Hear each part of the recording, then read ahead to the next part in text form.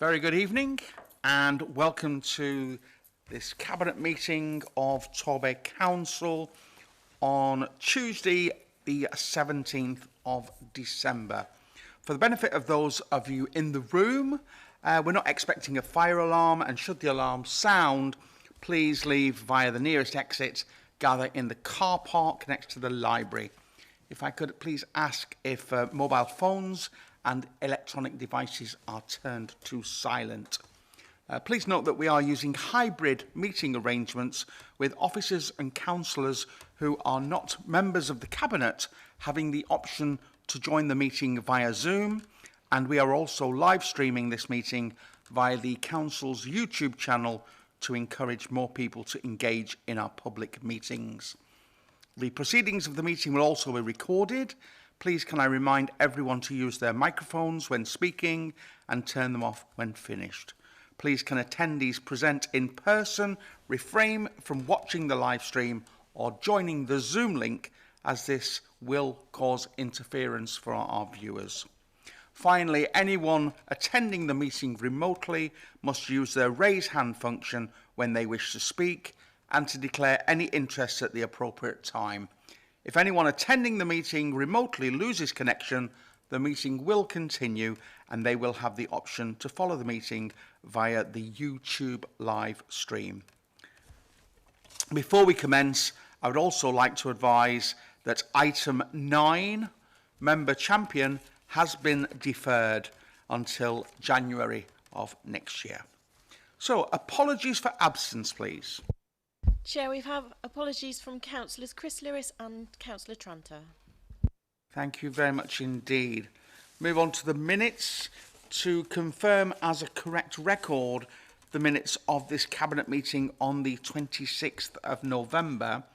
And just before I do propose those, there is an amendment to a slight change to minute item 67, which was a notice of motion. And in the written decision, it says that the notice of motion in respect of winter fuel payments be rejected. It was actually amended, and the rest of the text flows from there with the Cabinet members that actually proposed and seconded, and what they did actually propose and second, and it went on to be voted unanimously. So it's just a case of changing that word from rejected to amended. I'm happy to move that from the chair. Do I have a seconder, please? Happy to second that. Thank you. Thank you very much indeed. We move to the vote. All those in favour, please indicate. Unanimous, Chair. Thank you. Item 3 is disclosure of interest. To receive any interest from any member who has a pecuniary or a non-pecuniary interest. Your opportunity to advise us of that, and there are none noted. There are no urgent items this evening, so we will move straight into item 6, which is commercial policy. Councillor Timon. Thank you. The paper before you is to put in place a commercial policy. Back early this year, Cabinet approved new contract procedures, which came into force from the 1st of April this year. And what we need here and what we're putting forward here is a commercial policy which provides clarity to officers on the accountability and responsibilities placed on them in relation to external spend on behalf of the Council. It also ensures consistent approaches to commercial activities to better enable local suppliers to compete for Council contracts. It delivers local and national priorities set out in the National Procurement Policy Statement and Community and Corporate Plan, and mitigates the risk of legal challenges or complaints about poor procedural practice and non-compliance. So that's basically what this is doing. We don't have a commercial policy at the moment. This puts one in place and just gives all of our officers clarity in what they're required to do. So I hope everyone's read through it. It's quite a long technical paper, but basically all I'm doing is recommending that Cabinet approves the implementation of the commercial policy as set out in Appendix 1 in the report. Thank you very much indeed, Councillor. I understand that this report will be seconded this evening by Councillor Billings. Yes, that's right, Chair. It's incredibly important that we have an appropriate policy in place regarding this. We're fortunate enough from the previous government to have a very large amount of money to deliver a wide-ranging capital programme across Torbay for the benefit of our residents. And it's really important that in awarding those contracts we get the best value for money.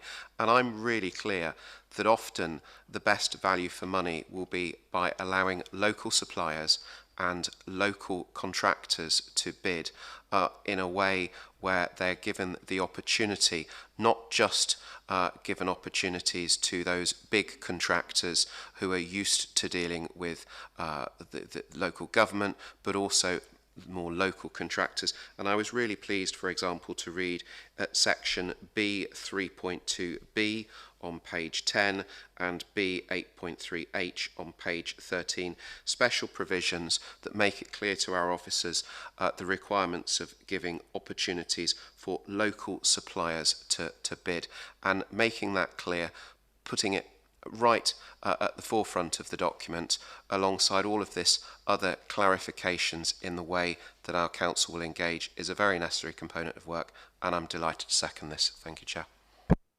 Thank you very much indeed, Councillor. So around the table from Cabinet members, any questions, any comments?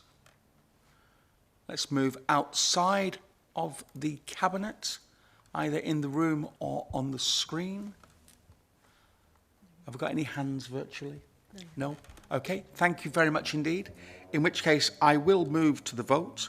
And for clarification, this is to approve the implementation of the commercial policy as set out in Appendix 1 to the submitted report. All those in favour, please indicate. Unanimous, Chair. Thank you very much. Move on to item 7, which is the Procurement of Education Other Than at Schools programme, and it will be referred to as EOTAS, Education Other Than at Schools. Councillor Bye. Thank you, Mr. Chairman. And this, I would suggest, is a reprocurement of services to enable the best support to be given for those children and young people who are educated other than at school. So at the moment, there's a lot of spot purchasing, a lot of individual packages, with some children, for example, having much more expensive packages to support, some much less. And I think it's fair to say, if you read the report, some concerns that we're not providing consistent support to those children who are educated other than at school. So the rationale, I think, is explained very, very clearly under the heading 2, reasons for the contract and its benefit. If I can read just very quickly the 2 or 3 most relevant bullet points. So the EOTAS packages that children and young people currently receive are often dependent on the availability of provision, and the hours and offer being accessed can vary hugely.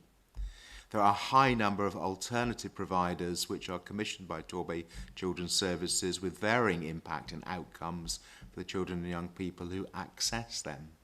By having set providers to work with who have been contracted for specific outcomes, this should increase the monitoring abilities of Torbay Council.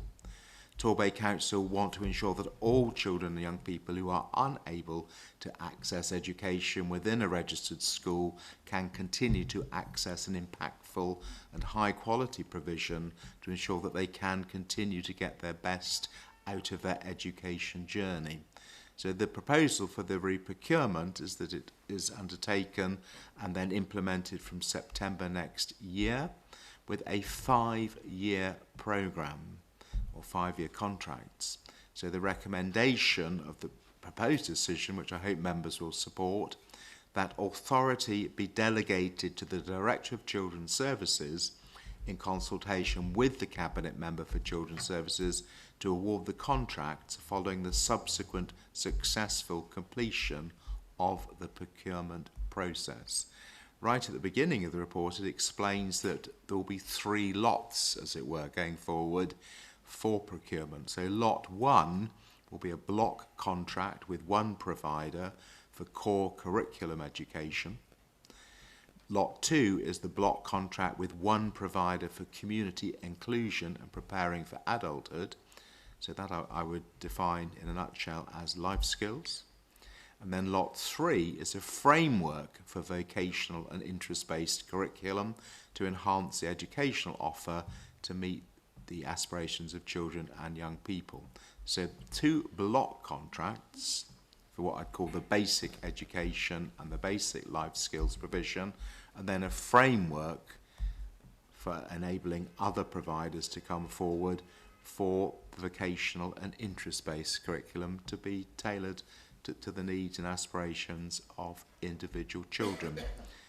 The background to this is that last year, or in the year 2023, 2024, I hope I've got that right, we had very nearly 100 children, 97 children, who were educated other than at school.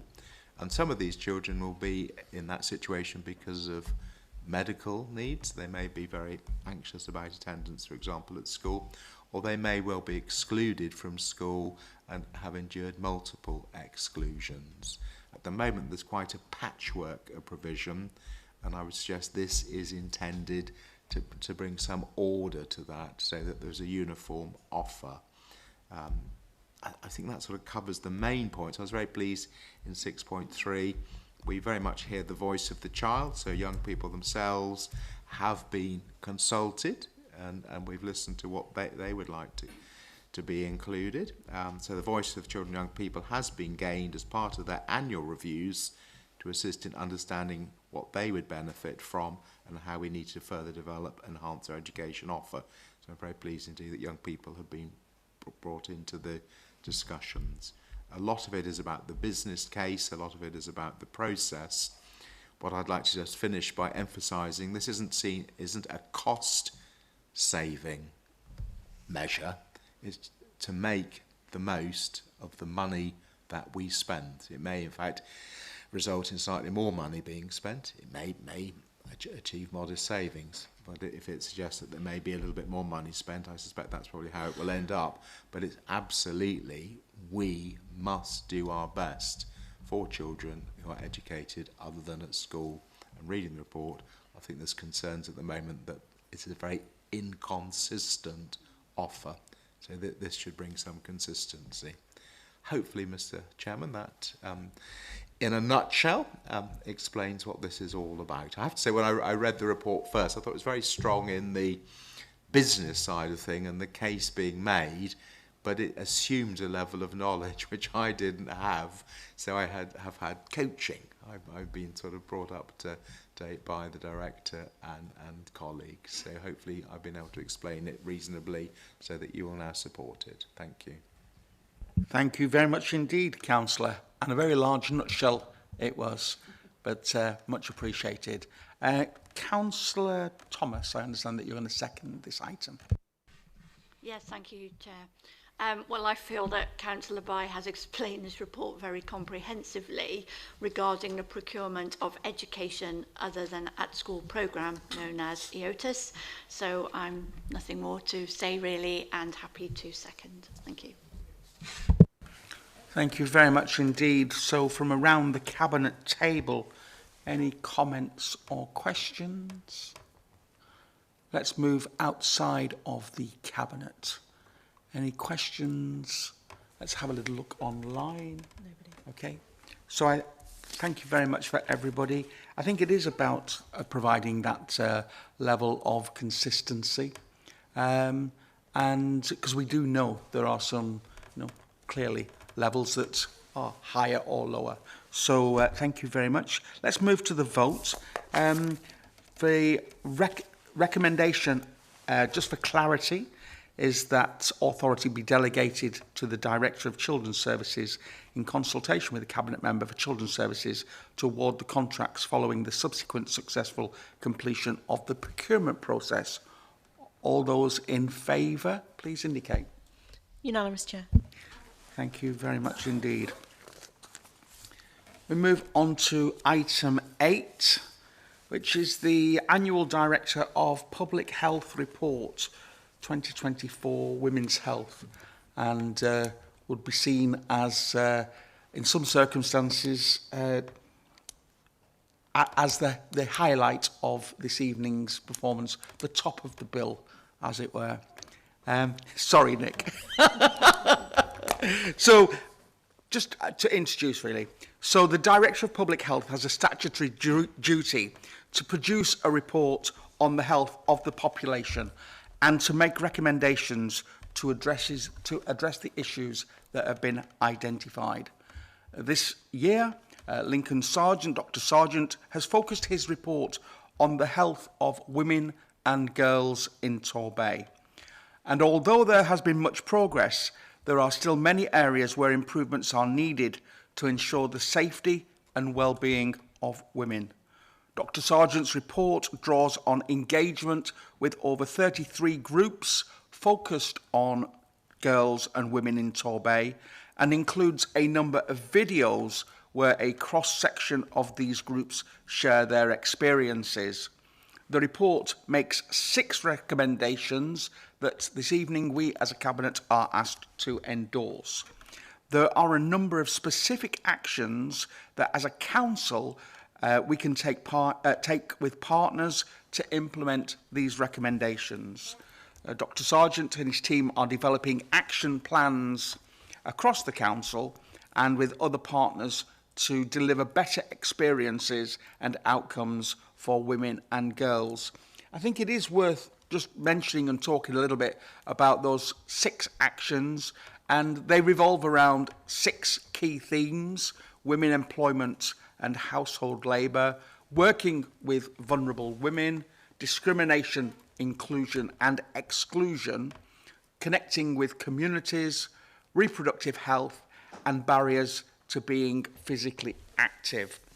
The recommendation is there in the papers at 3.1, 3.2, 3.3.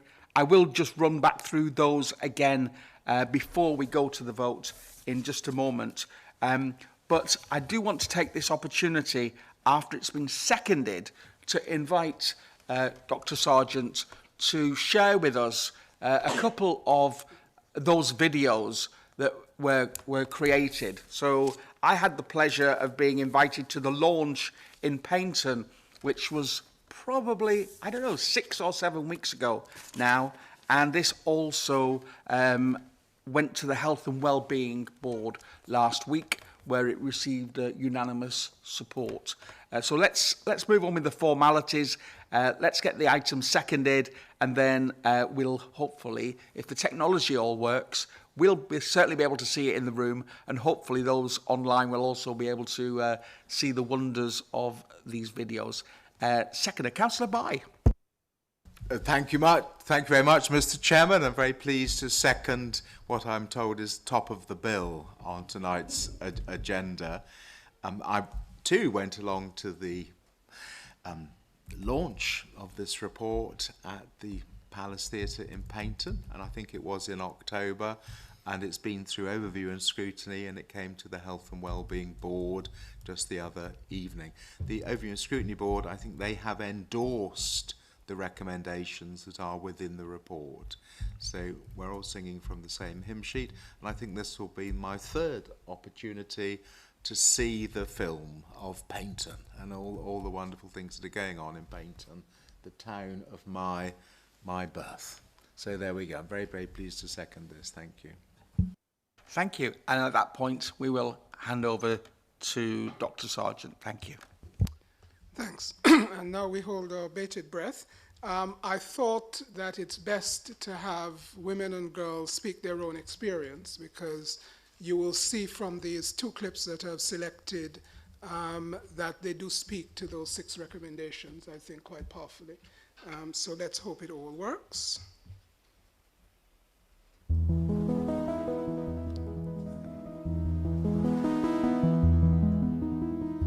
of Ramble Club and the reason why it was set up was so that we could look at the isolation that parents are feeling in that postnatal period, offer them a service that's more in the community, that also promotes their health and well-being. My name is Katie. I'm here with my son Archer and we live in Torquay. I love getting out and about. I'm a very outdoorsy person, but having a little one, it's really hard getting out with him. If it's raining, you can't go anywhere with baby. Shall we just hold the video for If 1 it's- second? Oh, leave it playing. My apologies. It is Hot, working. it's really hard to we go just out with can't hear baby. it in the room, but it is Then playing. everybody's at work. They're doing their own things. And if you're with the baby 24/7, it just gets really tedious, lonely and boring. Before children, I used to just do a walk from Brixham all the way over to Torquay along the coast path. That's just my time. It's such a pretty space. It's always been like my thinking place that, you know, you can just stroll, take in the views and just kind of let go of everything that, you know, might be bothering you. I love the sea, that's always been my thing. I'm Nikki, I'm originally from Brixham, but we're living in Torquay. I've got 6 children, there are 3 of them here today. So I've got Ayla is 9, Kesley is 5, and Ruben is 8 months. When he was 3 weeks old, I fell down the stairs and broke my wrist. So that completely knocked my confidence with kind of getting out and about, because I was in a cast for 6 weeks. I had Amy just after I had Archer, because the cesarean went a bit wrong. And obviously you get so poorly and so tired. And then once I started feeling better, I really wanted to get out and about, but I wasn't well enough really to be on my own. Ramble Club is about connecting with other people in the community. It encourages those peer support links. It also gives families an opportunity to speak to professionals. The walking takes away that awkward barrier of being face to face. It opens up a nice environment to have more in-depth conversations. So these groups are just amazing for it.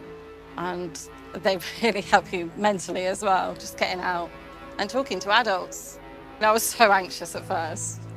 I think that comes with being a new mum as well. I suppose being judged by other people how I am as a mum, my age, I was a bit worried about that. And it's also just general anxiety, I think, meeting new people.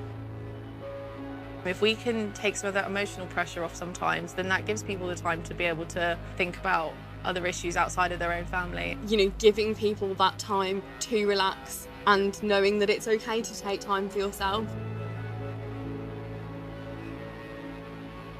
With Ramble Club, you know there's enough people around that if you need to say to someone, I really need to change him, but I haven't got enough hands to sort out finding his stuff, you can say, would you mind holding the baby? Will I just organise everything? Or, you know, he needs feeding. Could someone like just push the pram a minute? Despite having loads of children, it's still, everyone is different. And there are always different challenges with each one you have. We love Ramble Club. I can come here, it's safe people as well as new people that you can form the friendships with. It's always been kind of my safe space.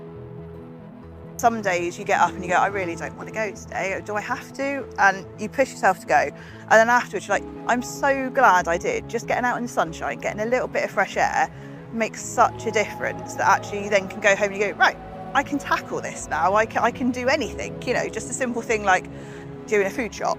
You know, that's food shops are hard work. I've made loads of friends, which is lovely. I can actually talk to people and not just small talk.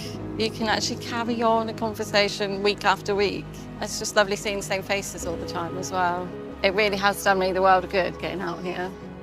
I would love to see more baby changing facilities and nursing opportunities. Even just a little nook somewhere, you know, which was covered over.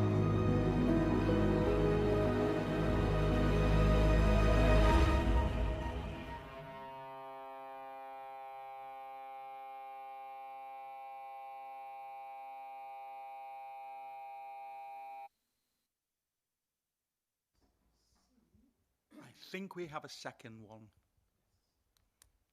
Just checking that now. Hopefully all came through. There we go.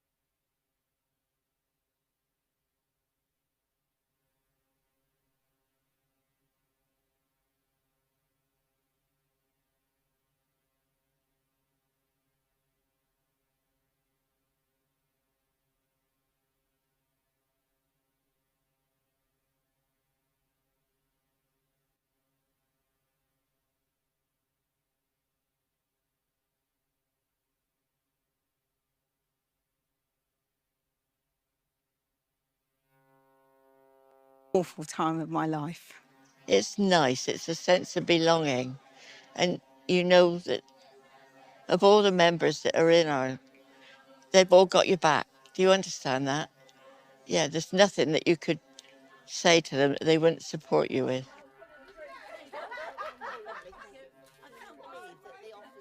I love Torbay. I absolutely adore being by the sea. I think it's really great for our mental health. I just love being by the sea. I love the area, and I wouldn't like to live in a big city. I feel very sorry for women who are alone or lonely, and I just think more people should try and join. We make everybody welcome, and there's some really, really nice people in the WI. Life in Torbay now is completely different from when I was a teenager. I feel it was safer back then. When I was that teenager, you could get a job easier. There's far more pressure on young people than there ever was in my day. The youngsters today, it's hard.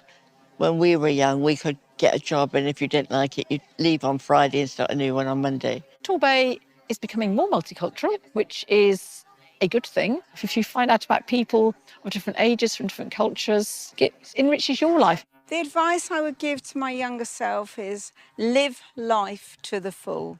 There are so many things now that I think, why didn't I do that? And at 74, I think, well, I'm going to do them now before it is too late. I have learnt through life that the main thing is to be brave enough to speak to other people. And now at the grand old age of 70, I feel like that. Live every day as if it's your last. Take every opportunity that comes your way. If you want it, go out and get it.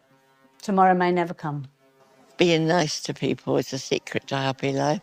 Not listening to negatives, always be positive. Always see the funny side of life. I want them to say that at my funeral, that I laughed a lot. My sword, sleep in my hand, till we have built Jerusalem in England's green and pleasant land.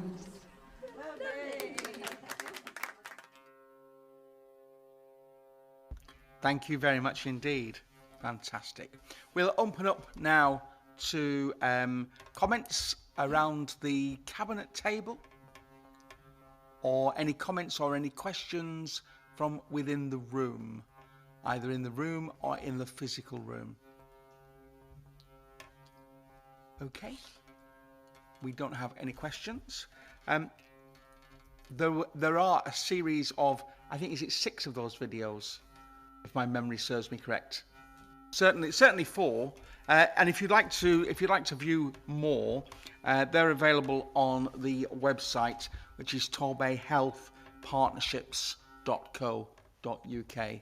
So thank you very much indeed for sharing those with us this evening.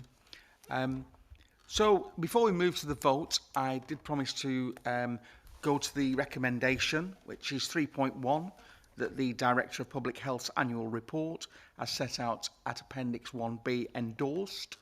3.2, that the Director of Public Health be instructed to undertake explicit planning and activities which directly support and contribute to the achievement of the recommendations of the annual report as outlined by indicative actions in Appendix 2.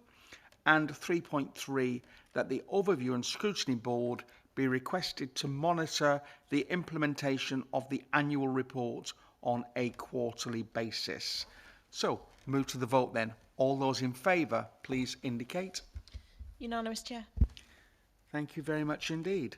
Item 9, as I have previously stated, is deferred until January, and just gone 6 o'clock. The meeting is closed. I'd like to wish you all a very Merry Christmas.